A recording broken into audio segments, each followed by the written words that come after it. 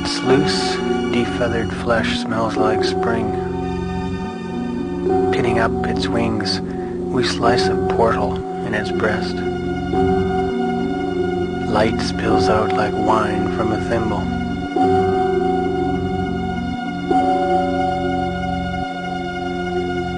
Restlessly, we open and enter this cathedral of middle-class adequacies.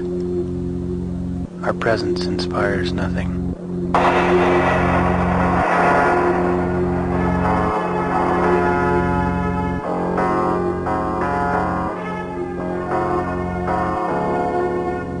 The men wear tuxedos, each with a sad, slender steak knife pinned to his lapel. Each with a numbered sheet of paper stapled to his back. The more chivalrous among them have these stapled to their brow. I, being a man without tux or number, and with a rather rusted steak knife, begin wrenching, one by one, my fingernails from their sockets. My two female companions churn butter between their legs as consolation, but I can't help feeling left out. Hungry for pity, I skulk away unnoticed past my two fleeing comrades and head toward the refreshment stand. A barrage of hefty women swarm noxiously about the trays of condiments. A dripping wall of bacon sways in the distance. More than intimidated, I tiptoe about the battered goat skulls, knocking myself out with common sense. The band strikes up.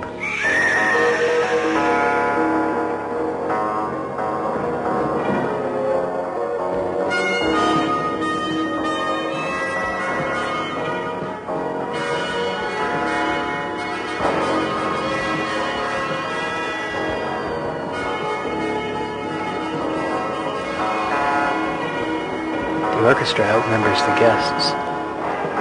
Their instruments exotic and varied. Reeds, lyres, dulcimers, sackbuts, glockenspiels, Jews' harps, vagabonds, zimbacos, ring for service bells, dangling spark plugs, at-home perm solutions, Nazi lampshades, defective Geiger counters, bar stools, the hollowed-out body of Shostakovich, and a two-car garage filled with amateur raku.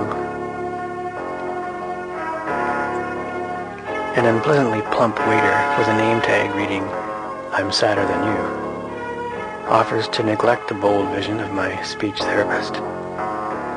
A coat hanger does just nicely. I mingle.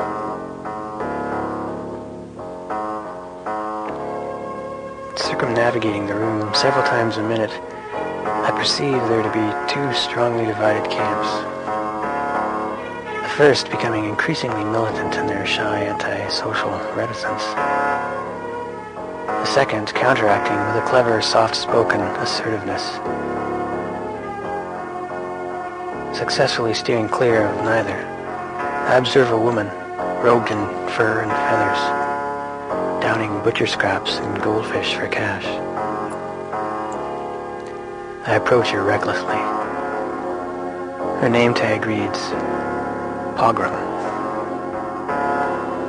Slipping me Himmler's calling card, I stare boldly at the lumps in her skin, the creases, the gathers, the ridges, the gullies. Slipping Himmler's calling card back, I search desperately for the name of Goebbels' novella. Her breath, alluringly dense and sweet. She continues taking suckers for their money.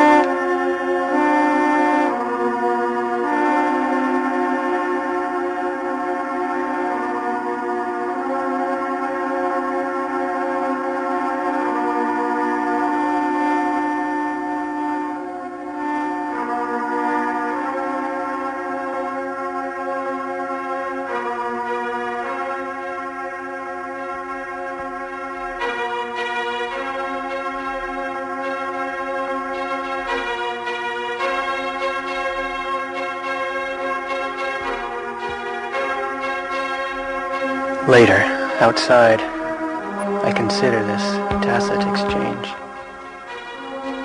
Her face, her body, her very being repelling me to the very marrow. And yet, for this very reason, drawing me more and more towards her. The sky darkens, and I catch here and there the mist of my breath dissolve into the air. Everything flavored with dampness. Reaching the road's gravel incline, I wait for a passing car to flag down. Then I notice him, strutting arrogantly up and down the opposite side of the road, dressed in authentic orphan rags. The bastard. A car approaches, stops. He gets in. They speed off, smoke and gravel flying. I should have known this bloody bishop's frock would be no good. Just a miscalculated, anachronistic potshot at the nuances of current social mores. Christ. I could feel the first cold specks of rain fall. Drawing the cotton belt of my oversized cassock, I walk. I reach her house. It is held up with wooden planks in areas, falling into itself in others. Surveying the ragged property, I ascend the teetering moss-splattered stairs. She answers. Over smiles. Shuts the door behind me. The inside's colder than the out. A vicious dormancy, stark and lifeless. Her husband built the house himself, she says. A harvest of pebbled haze sketched about her face as she breathes. About the floor rest strewn bottles, jars, and pots filling with rain. There are areas left unfinished, others overdone.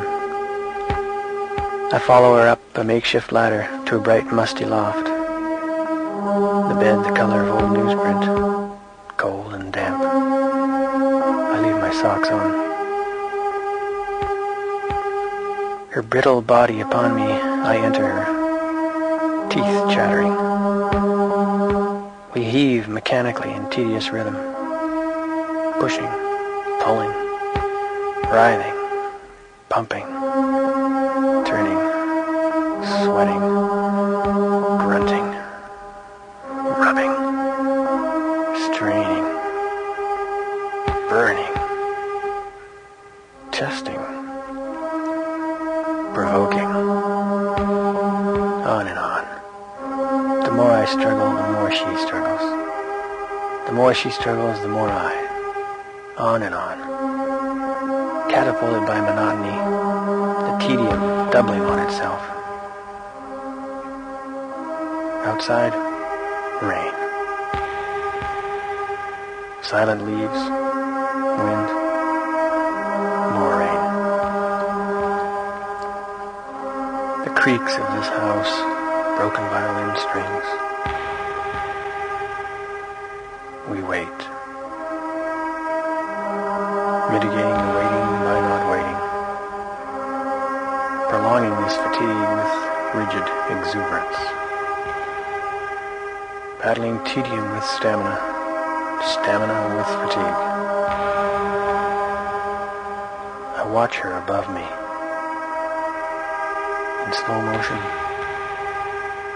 Sped up. Still. Not there. I peer at the map of elephant flesh. A closet of discarded shoes.